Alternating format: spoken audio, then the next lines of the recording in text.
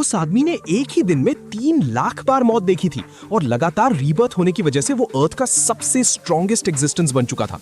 उसके पास बैठी मू चिएन चिन को लग रहा था कि वू चेन बस मजाक कर रहा है, लेकिन जब वो अपनी फ्रेंड को कंप्लेन करने के लिए टेक्स्ट कर रही थी तभी उसकी मुलाकात एक ऐसे आदमी से हुई जो उसे पूरी तरह डिल्यूजनल लगा। वू चेन किसी प्रॉफिट की तरह बोला कि उसकी फ्रेंड आज रात नहीं आएगी क्योंकि वो अपने बॉयफ्रेंड के साथ जाएगी। मू चिएन चिन ने उसकी बात पर विश्वास नहीं किया, लेकिन बाद में जो भी हुआ वो बिल्कुल वैसा ही था जैसा वू चेन ने कहा था। असल में वू चेन की जिंदगी जुलाई 7 पर अटक चुकी थी। शुरुआत में उसे ये लकी लगा, इसलिए वो हर दिन खुलकर एंजॉय करता था, लेकिन बार बार उसी दिन को जीते जीते वो अंदर से खाली महसूस करने लगा। एक्साइटमेंट के लिए उसने हर हद पार कर दी। कभी ट्रेजरी लूटने का गेम खेलता तो कभी बिना पैराशूट के प्लेन से जंप कर जाता। लगातार मौत का सामना करते करते वो नम हो चुका था। झूठ मत बोलो, मेरी बेस्ट फ्रेंड जरूर आएगी। वू चेन ने पीछे लगी क्लॉक की तरफ इशारा किया और बोला, 9 मिनट और 13 सेकंड बाद तुम्हारी बेस्ट फ्रेंड तुम्हें कॉल करेगी और तुम खड़ी होकर एक छोटे गैंगस्टर से टकरा जाओगी क्योंकि तुम मुझ पर विश्वास नहीं करती। वू चेन ने गुस्से में टेबल पर हाथ मारा और खड़ी हो गई। अगर तुमने झूठ बोला तो तुम मर जाओगे। लेकिन उसे एहसास नहीं हुआ कि उसका हाथ किसी और से टकरा चुका था। सामने वाले आदमी ने बदमाशी भरी नजरों से उसका रिस्ट पकड़ लिया। ब्यूटी, क्या तुमने अभी मुझे हर्ट किया? मेरे साथ एक ड्रिंक करो, फिर मैं तुम्हें फॉरगिव कर दूंगा। इतना कहकर वो वू चेन को अपनी तरफ खींचने लगा। तभी वू चेन ड्रंकन अंदाज में मुड़ा और गैंगस्टर को इशारा करते हुए बोला, इधर आओ। गैंगस्टर तिरस्कार भरे चेहरे के साथ उसके पास आया।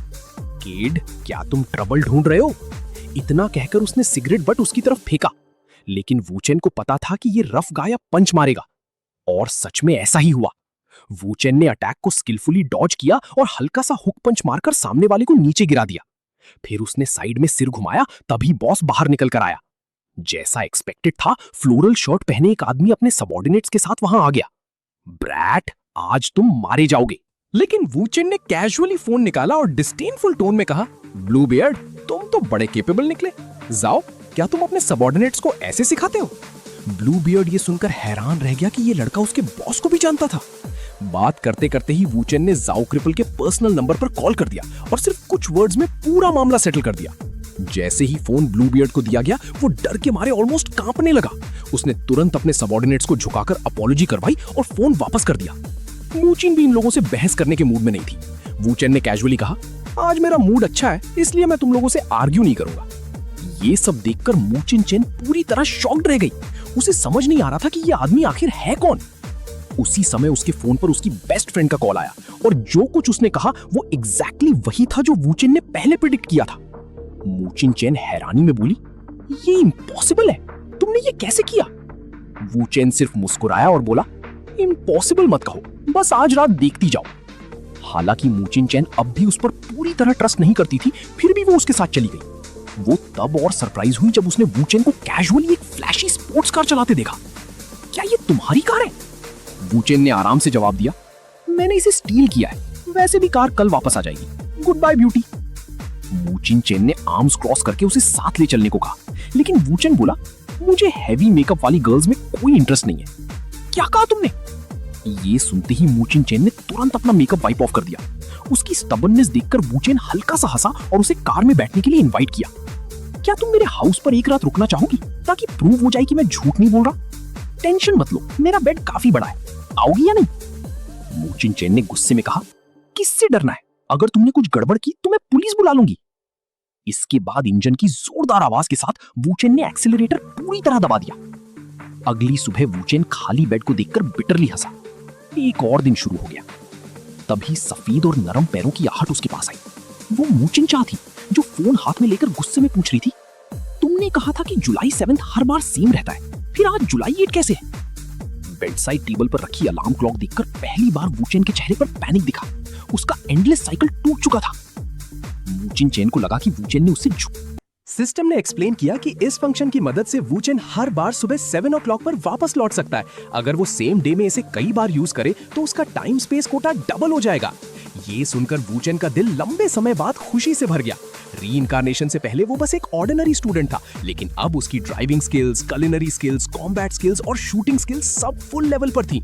1000 साल की ट्रेनिंग आखिरकार अब काम आने वाली थी। बाथरूम से आती उसकी क्रेजी लाफ्टर सुनकर मूचन चान को लगा कि ये आदमी सिर्फ लायर ही नहीं बल्कि फूल भी है। तभी वूचन ने अचानक डोर खोल दिया और उसे डरा दिया। अंदर क्या कर रहे हो?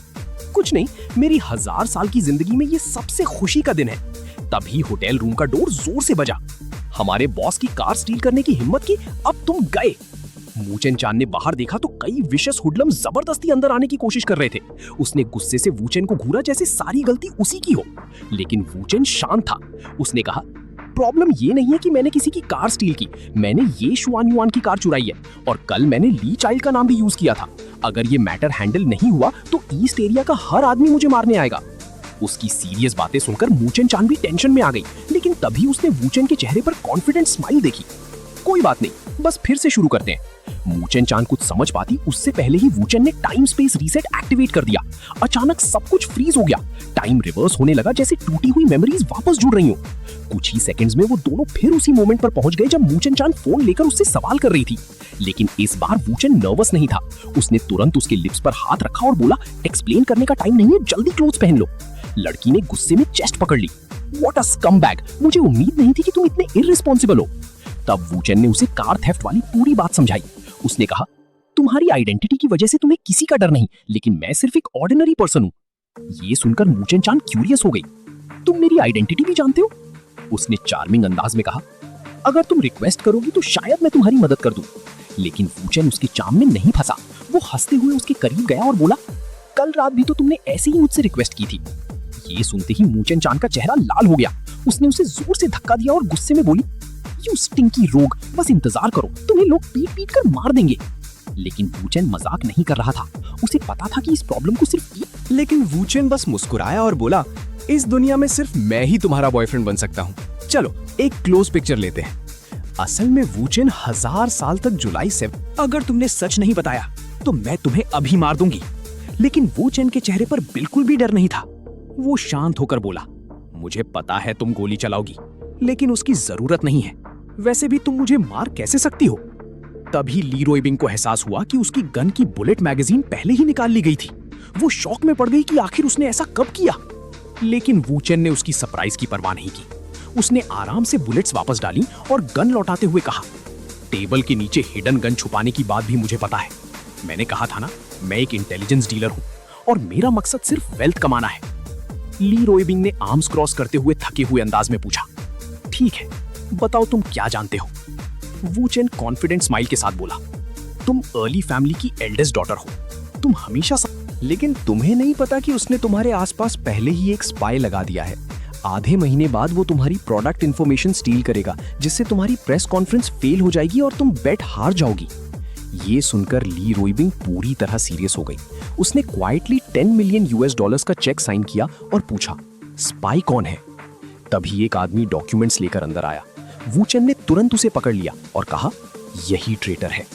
फिर उसने एक फोन कॉल की और दूसरी तरफ डिंग रोइलोंग की आवाज सुनाई दी।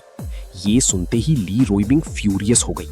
तुम इतने साल मेरे साथ रहे सिर्फ $5 मिलियन के लिए मुझे बिट्रे करने के लिए? वो आदमी रोने लगा और बोला कि मैडम इसके पीछे थी।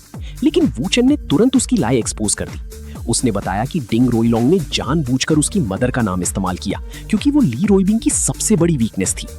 उस आदमी को बाहर भेजने के बाद मेंटली और फिजिकली एग्जॉस्टेड महसूस करने लगी। फिर उसने वूचन की तरफ देखकर कहा, तुम इतनी बातें जानते हो कि अब मुझे तुम्हारी आइडेंटिटी पर ही डाउट होने लगा है। कहीं सिंपल, मैं तुम्हारा फेक बॉयफ्रेंड बन जाऊंगा। डिंग रोइलोंग को अपनी रेप्यूटेशन सबसे ज्यादा प्यारी है। अगर मैं तुम्हारे साथ दिखा तो ये पब्लिक ह्यूमिलिएशन जैसा होगा। ली रोइबिंग ने सस्पिशियस नजरों से पूछा, तुम्हें डेथ का डर नहीं लगता? वूचन मुस्कुराया, जिंदगी का सबसे इंपॉर्टेंट पार्ट फन है। तभी ली रोइबिंग के मैन ने गन वूचन के सिर पर तान दी, लेकिन वो फिर भी काम रहा। अगर तुम सच में मुझे मारना चाहती तो तुम्हारे मैन अब तक गोली चला चुके होते, इसलिए ये बस लवर्स के बीच का एक मजाक है, राइट? ये सुनते ही ली रोइबिंग का कोल्ड एक्सप्रेशन नरम पड़ गया। वो स्वीट स्माइल के साथ उसके करीब आई और बोली, मुझे तुम सच में पसंद हो। फिर उसने मूचन का चेहरा पकड़कर कहा,